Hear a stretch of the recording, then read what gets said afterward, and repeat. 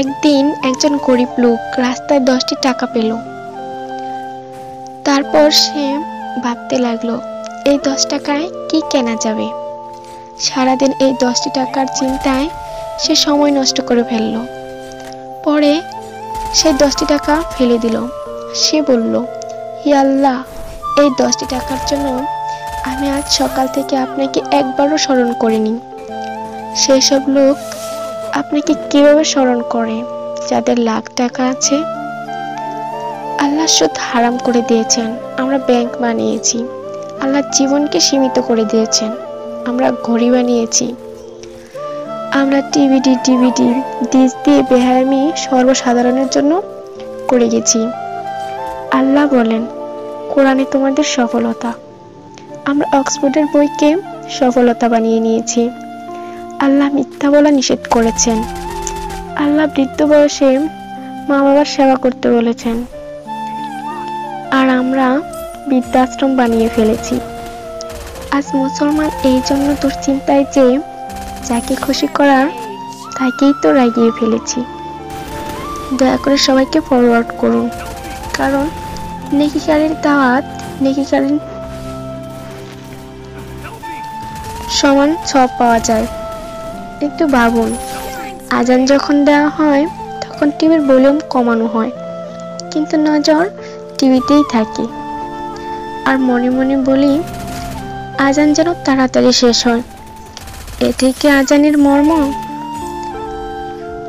আপনার মনকে প্রশ্ন করুন, আজানের জবাব দেওয়ার চেষ্টা করুন, যাতে মৃত্যুর পর কালেমা তয়্যেবা আমাদের নসিব হয়। অনুরোধ, এই মেসেজটি সবার কাছে পৌঁছে দিন। বন্ধুরা, আমাদের দাওয়াতে যদি কেউ না আসে, আমরা রাগান্বিত হই।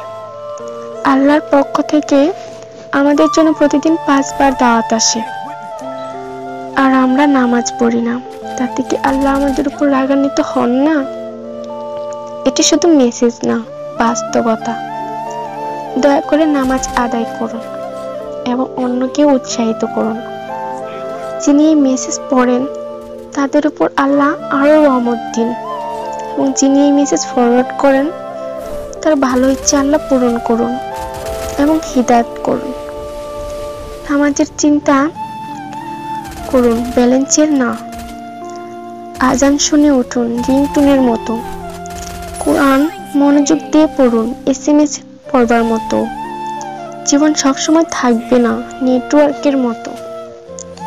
নামাজ ত্যাগ করা মানে আল্লাহকে রাগান্বিত করা।